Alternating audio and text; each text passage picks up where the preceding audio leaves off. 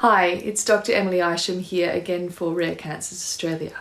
Now, there are lots of parents out there who are understandably anxious, frightened, concerned about the planned reopening ahead in all the states, especially because children under 12 years old are not yet eligible for any COVID vaccines. So, we know that COVID-19 illness in kids is overwhelmingly mild, even with Delta, and over half the kids have no symptoms at all, the most common symptoms being fever and cough. Some get a more serious illness like pneumonia or dehydration, and only 1% have needed hospital admission. Very few of those get the serious multi-system inflammatory syndrome. Only 4 in all of Australia for the entire pandemic have got that. Some kids do get long COVID, which defines the chronic symptoms that linger for several months after the initial acute infection.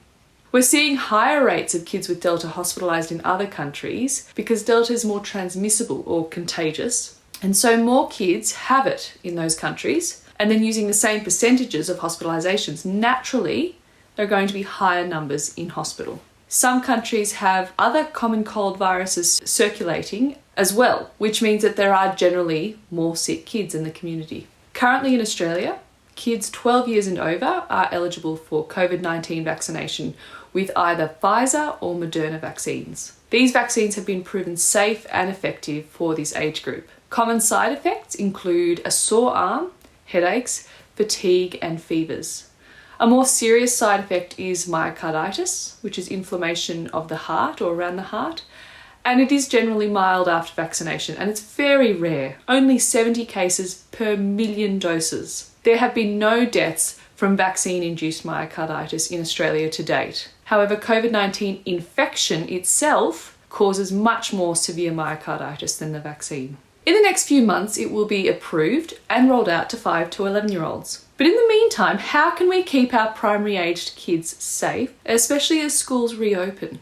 Well, be reassured that all the experts, medical bodies, and government departments are working and meeting together to ensure every possible precaution will be taken so that kids are safe, such as improved ventilation systems in classrooms, revamping of outdoor spaces so that outdoor learning can take place, and other COVID-safe steps will continue, including masking, hand hygiene, and in some cases they're even talking about staggered starting and finishing times and breaks during the day. The biggest thing though, to keep younger unvaccinated kids and other vulnerable kids or immunocompromised people safe as a whole, is to ensure everyone around them who can, their teachers, their parents, their grandparents, eligible teenagers, other household members, is vaccinated. Because most of the COVID-19 transmission is happening within households and other areas of close proximity indoors, including classrooms.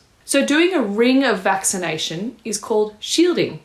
And shielding reduces the risk of getting COVID-19 and then passing it on. It will reduce the amount of COVID-19 even getting into schools to these unvaccinated kids in the first place. This same method is employed with other infectious diseases like chickenpox, for instance. Reassuringly though, for kids, these vaccines are safe. Data from around the world is showing even kids on chemotherapy or otherwise sick or immunosuppressed are having these vaccines and they are fine. This is really great news for those of you in our community who have kids on cancer treatment, or those of you on cancer treatment who have kids at home.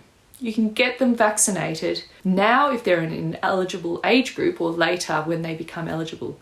And if you want more information about this, please contact us or check out other trustworthy, reliable sources on vaccines like the Australian Academy of Science, the Melbourne Vaccine Education Centre, MVEC, or the National Centre for Immunisation Research and Surveillance, NCIRS. I'll see you next time.